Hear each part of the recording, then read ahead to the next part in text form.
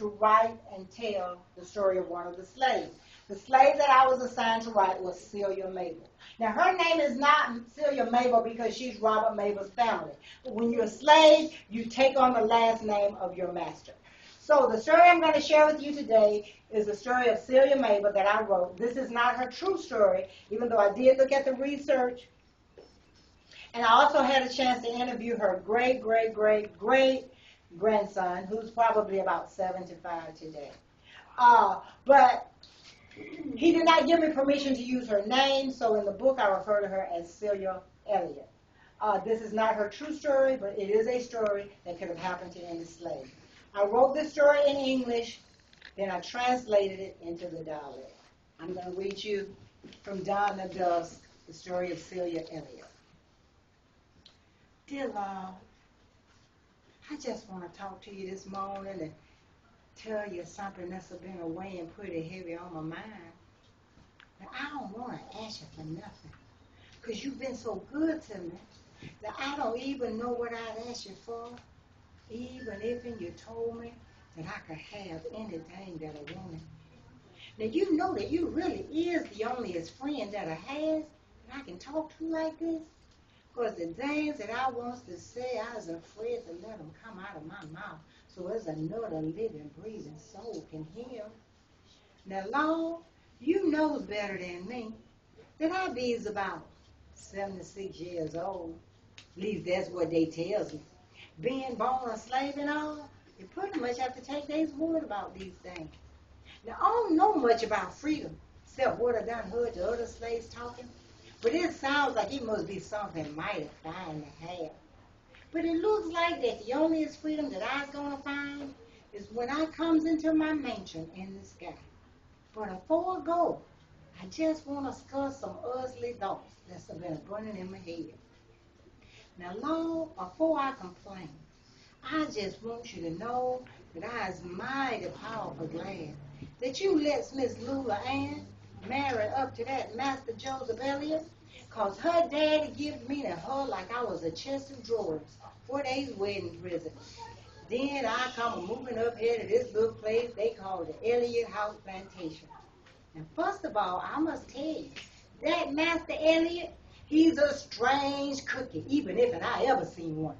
Even I know he must have come from way over yonder across them waters, where folk don't know nothing about no slaving business, because he don't believe in whipping no slave with no whip till they skin falls off their bones. Oh, he don't even know nothing about having no picnic. Lord, I hate the word picnic so bad. I don't even know if I can tell you what I mean. On my old plantation, they were pickle-colored man hanging from a tree by the neck, and then sit down and have lunch. Oh, Lord, as you show. There ain't nobody hearing this but you and me. Because if anybody had any idea that I could even think something so bad, they would just up and faint. Because you know most of them southern white women, if they don't know how to do nothing else, they knows how to up and faint when they see the spider. That's because they don't know nothing about wringing no chicken's necks. All they know how to do is to eat it and wipe their fingers after I done wrung that master's neck. Well, Lord, I didn't intend to get off and start rattling around. I mean to get back to my complaining. I think that it's a terrible bad thing when slaves try and run away and find this thing called freedom. What is this thing, Lord, that people can want so bad that they risk their lives for it and start wars for it? I just can't even imagine nothing being so valuable, but I expect it must be something mighty fine to have. Well, here I is, Lord, about to cross over the sea, and I finally got a taste of that freedom. But I expect that I've been a slave so long, I expect now that I done gone and got what all them folk done fought and died for, I don't rightly know what to do with it. The white folks from the north done said that we won the fight and that I was free as a bird to up and fly away the other way that I want to up and go. Lord, just twixt you and me, I don't want to go nowhere. So just twixt you and me, I think I'll just stay right here with this Elliott house plantation. I see if and I can figure out what this freedom thing is when I get to heaven. Now, Lord, even if and I didn't figure out what this freedom thing is, I knows you like and I knows the palm of my hand. And I knows that you's going to stay around and help my children and they's children to know just what to do when the time comes to do it.